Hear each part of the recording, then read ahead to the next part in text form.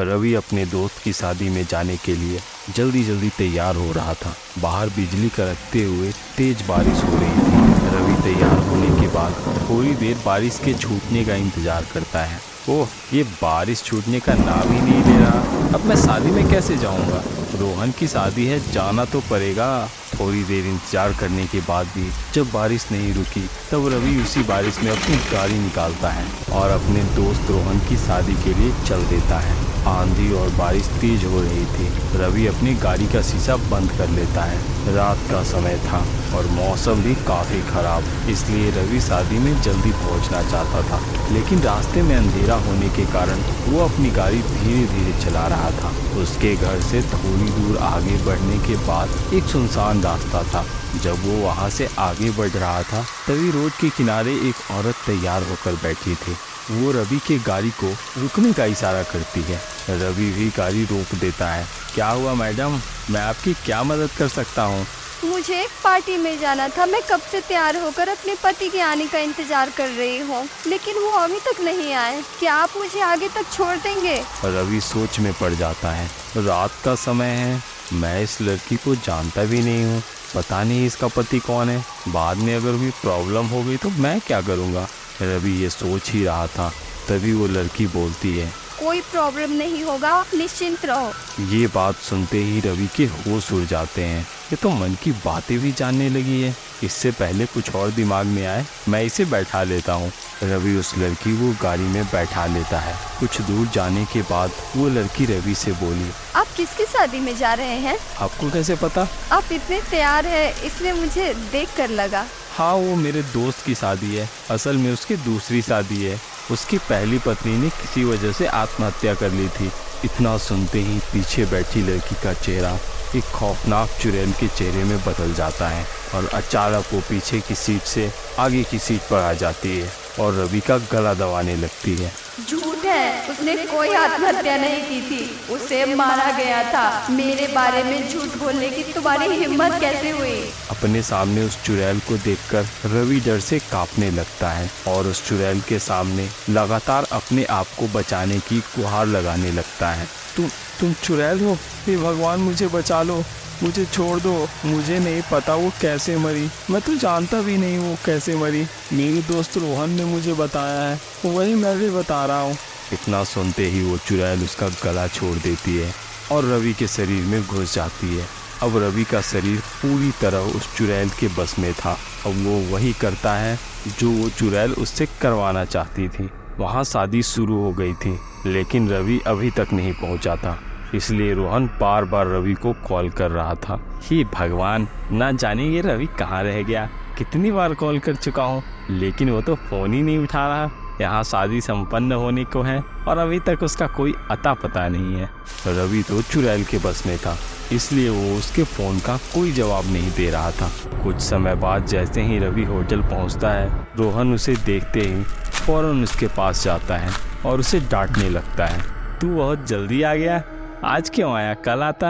अब तो शादी भी संपन्न हो गई, कहाँ रह गया था? ये सुनते ही रवि के अंदर बैठी चुड़ैल गुस्से से तिलमिला जाती है। क्या शादी हो गई? ये नहीं हो सकता। इतना बोलते ही उसका आंख लाल होने लगता है। ये तो क्या बोल रहा है? और तेरी आंखों को क्या हो गया? आज तो इतना बदला सा क्यों लग रहा है? मेरे किसी बात का सही से जवाब भी नहीं दे रहा। इतना सुनते ही वो नॉर्मल हो जाता है। कुछ नहीं, बस थोड़ा ड्रिंक ज़्यादा कर लिया था, इसलिए तो इतनी बहकी बहकी बातें कर रहा है। कोई बात नहीं, आज तो मज़े करने का दिन है। आज मैं कुछ नहीं बोलूँगा। चल खाना खा ले, फिर तुम्हें तुम्हारी भाभी से मिलवाता हूँ। इतना बोलकर रोहन वहाँ से जाने लगता है। जितना हंसना है हंस ले, ये तेरी आखिरी हंसी होगी। रोहन जैसे ही वहाँ से जाता है, अचानक होटल की लाइट चली जाती है। रोहन की पत्नी टीना वहाँ अकेले कमरे में बैठी थी। तभी पीछे से एक साया आता है। टीना उस साय को देखकर जोर से चीखती है। तभी रोहन भी वहाँ आ जाता है।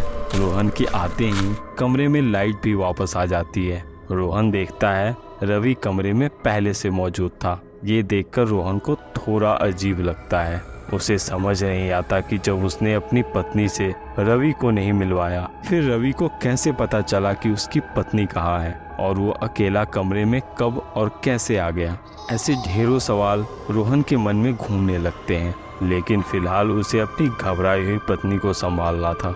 क्या हुआ टीना, तुम इतने जोर से क्यों चिल्ला रही थी? सब ठीक तो है ना? पता नहीं, मुझे ऐसा लगा जैसे यहाँ कोई था। मुझे अंधेरे में ठीक से दिखा नहीं कौन है, लेकिन लाइट आते ही ये आदमी मेरे सामने था। अरे भाभी, मैं तो बस आप दोनों से मिलने यहाँ आया था। मैंने नीचे किसी से रोहन के बारे में पूछा तो उसने बताया आप दोनों यहाँ हैं। मैं यहाँ पहुँचता उससे पहले लाइट चली गई और आप अचानक चीखने लगी।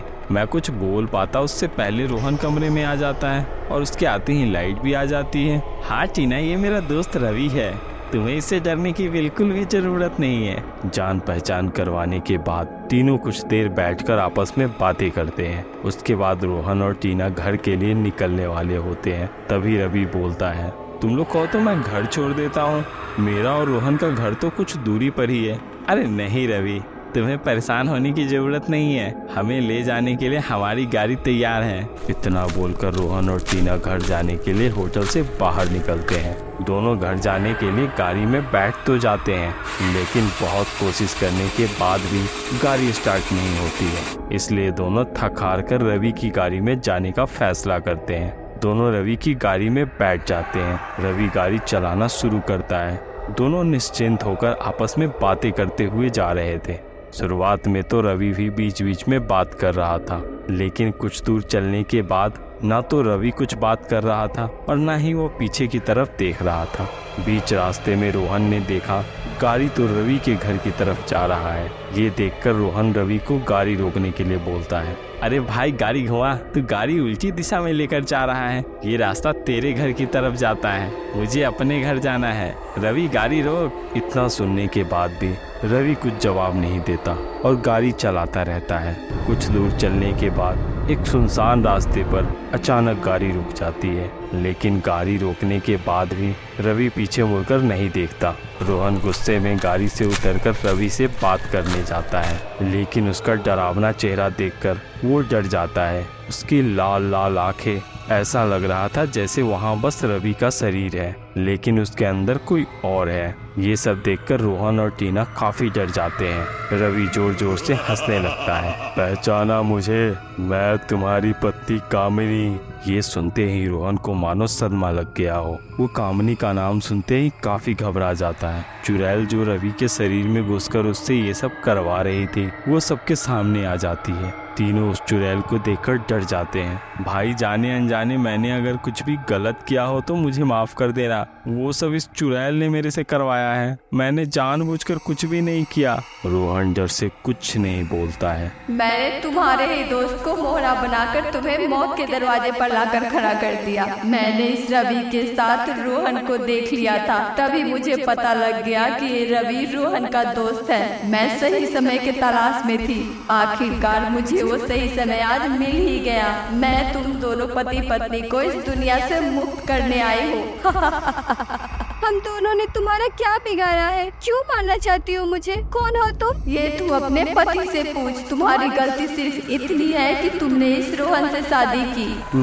मैं कुछ नहीं जानता, प्लीज मुझे यहाँ से जाने दो। जाने दो? जब मैं तुम्हारे सामने रो रही थी तब तुमने मुझे जाने दिया था क्या? मैं भी गिड़गिड़ा रही थी, अपने जान के भीख मांग रही थी, याद है ना? इसी जगह तुमने अपने आदमी को भेजकर अपने ही नजरों के सामने मुझे मरवाया था। कौन हो तुम और रोहन के बारे में ये सब क्या बोले जा रही हो? तभी चुड़ैल रोहन को हवा में उड़ा देती है। चल सच बता, तेरी पत्नी को सच जानना है, बता इसे कि मैं कौन हूँ। बताता हूँ। ये मेरी पहली पत्नी कामिनी है। कामिनी गरीब थी, इसीलिए मैं इसके साथ नहीं रहना चाहता था। इसी बीच मुझे तुम मिल गई और तुम बहुत अमीर भी थी। मैं तुमसे शादी करना चाहता था, इसके लिए मुझे कामिनी को रास्ते से हटाना था। तभी मैंने अपने आदमियों को भेजकर इसी जगह कामिनी को मरवा दिया था। तुम इतने गिरे हुए इंसानों के पैसों के लिए किसी की जान तक ले सकते हो? अगर मुझे ये सब पहले पता होता तो मैं तुमसे कभी शादी नहीं करती।